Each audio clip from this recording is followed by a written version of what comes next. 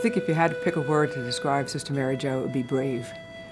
Because brave goes across all aspects of life. You have to be pretty brave to go into places like Guatemala and Jamaica, where they say to Sister, they won't let us go into this town, but now that you're here, they'll let us go in. They shoot at us, when we go, but if you go, they won't.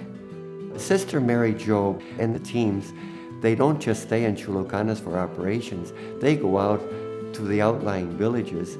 They go far up into the Andes Mountains, and they spend days and days up on these mountains looking for the poorest of the poor.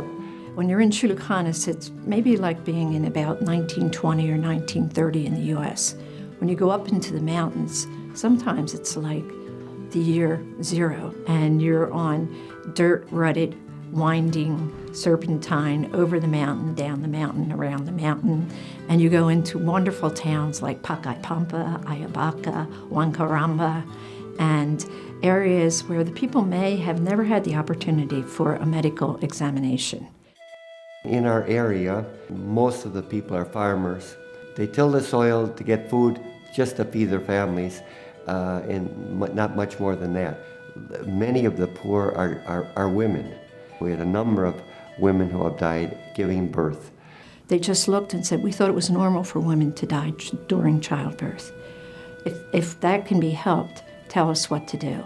After she listened very carefully to what the people of the mountains of Peru said to her, that their mothers were dying, that they didn't know what to do about it, Sister Mary Jo put in place the Madre and Niño program, where the townspeople were educated and went back up into the mountains and educated the people there as to the signs and symptoms of a mother having problems during delivery or while she was still pregnant.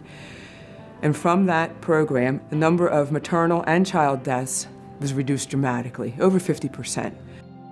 I like to think that my role was to be a facilitator and to be a connector.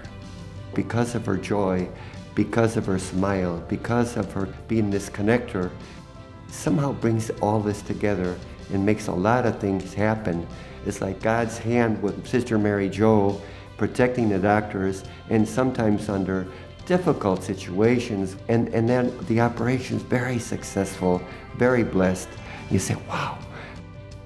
Sister Mary Jo is someone who inspires people to ask more of themselves. She allows them to reach to be their best. This is why I became a nurse, to really be with the people and do something that matters so much.